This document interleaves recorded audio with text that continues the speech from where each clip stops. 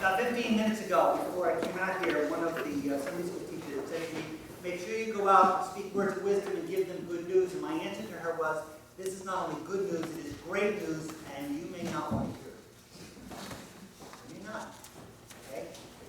If you take anything home, if you want to take a message home and encapsulate it and write it in your forehead, or more importantly, in your heart, take this. It's a two-part message. Part one. There's no one in this room that's that special, so get over yourselves. That's part one. Part two, everyone in this room is incredibly precious to God. Be grateful. You're more important than you think you are. Now, how do those two go together? Because they do. And it's hard. It's important. It's the heart of what it means to be a believer, and not just talk about faith. Okay?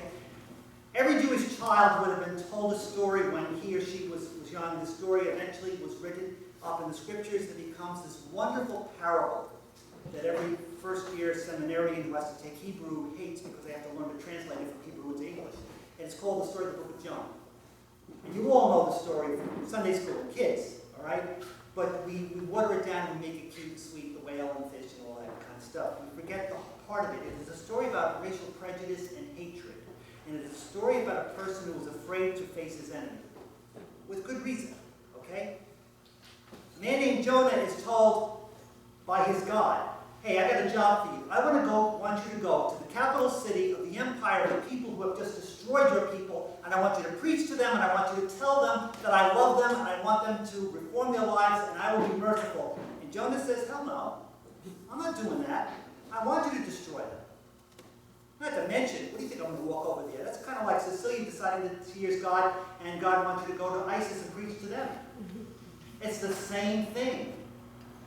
That kind of fear, that kind of evil. Remember, historians say that the Assyrian Empire was probably the most evil, corrupt, incredibly violent people that ever lived up until Nazi Germany. So put it in context, just how awful these people were. And of course, you know the story. He says, no, I'm not going to do it. He gets in a boat, goes, if he was told to go east, he goes west. Storm comes up, he jumps off, or he actually gets thrown off the boat, and it's a beautiful parable, whatever. And then he gets swallowed by a big fish, fish spits him out, then God says, now that I have your attention, stupid, go. And he does. And he preaches so well that he converts them all. Of course, this doesn't happen. It's a parable. And what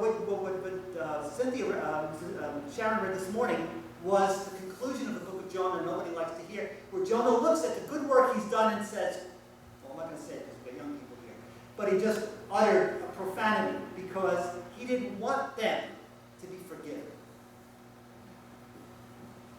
I knew you were a gracious and merciful God, and I knew that once they changed their hearts, you were going to forgive them. I don't want that. I want God to be loving and merciful and forgiving to me, not to the people who hurt me. And there's not one person in this room, in your heart of hearts, who hasn't felt that. Correct? Sure? Okay? And it gets even more interesting. Jesus tells a story.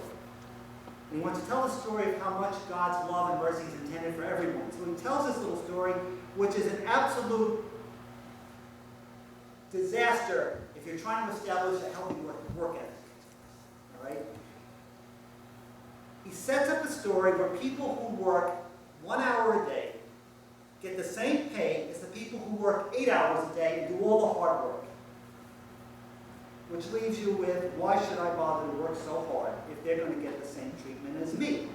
Now, I will tell you the story that on more than one occasion, when this ever came up in church and I was a kid, there are some of you in this room who won't know what I'm talking about, but some of you are old enough to remember All in the Family. If you remember the show All in the Family, remember the character of Archie Bunker? My dad was Archie Bunker on steroids.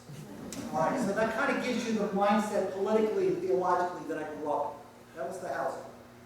And I could hear him because we've had this conversation. It wasn't a conversation, it was a screamathon, where he would talk about, this is just socialism, this is paying workers not by their contribution, but according to their need. If everyone gets what they need instead of what they contribute, we will end up with a society that will implode upon itself, blah, blah, blah. It went on every time this came up. And in the olden days, before we had the 3-year cycle, this gospel, Matthew's gospel, came up every year. So this was a wonderful Sunday afternoon. So what is God so unfair about? Why is God so unfair? Because it's not about economics. It's about God's gracious mercy. It's no way to run a railroad. You're a follower of Jesus, listen to what he has to say. There is no way you can earn God's love and mercy. You can't do it. It is impossible. Here's the good news. You don't have to. It's been done for you. God's gracious love and mercy is for everyone. Everyone who opens their eyes and their ears and their hearts, and they turn and listen and believe. God ignores all our claims of merit, and thank him that he does. Because I don't want to be measured by my own inadequacies, because I know what they are, and I know what they are. The Lord certainly does. Remember who Jesus associated with, purposely.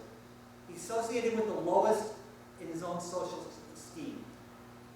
They were sinners. They were people who could not keep the law. They were prostitutes. They were the Quisling sellouts who worked for Rome.